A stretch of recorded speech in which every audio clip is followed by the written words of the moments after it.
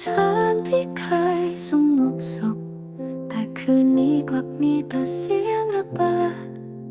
ผู้คนวิ่งหนีหาทางรอดนอดในดวงตาของเด็กน้อยมีแต่น้ำตาบ้านถูกเผาไหม้ท่วมฝันร้ายกันไปทั่วลมหายใจเสียงร้องสะท้านถึงท้องฟ้าอนาคตที่เคยหวังหายไปในอากาศ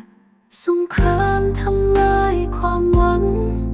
บ้านเรือนพังทลายกลายฝุ่นในหัวใจของเด็กน้อยมีแต่คำถามว่าทำไมเสียงปืนดังสั่นสะท้านดินแดนที่เคยสงบบ้านเกิดหมู่คนพรากความฝันในความจริงที่โหดร้าย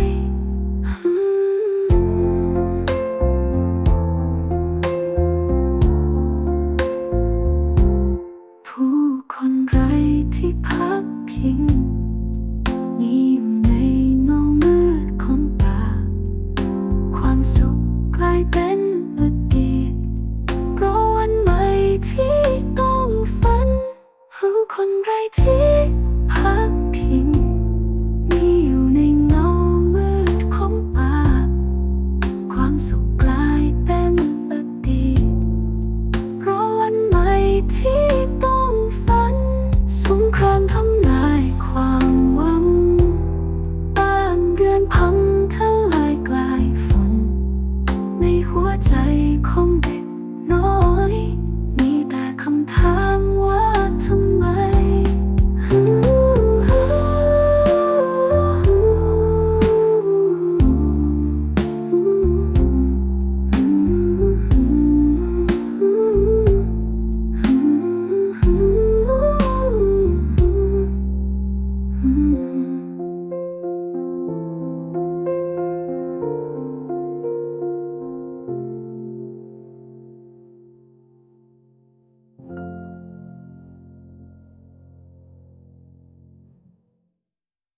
สงครามทำลายความหวังบ้านเรือนพังทลายกลายฝุ่น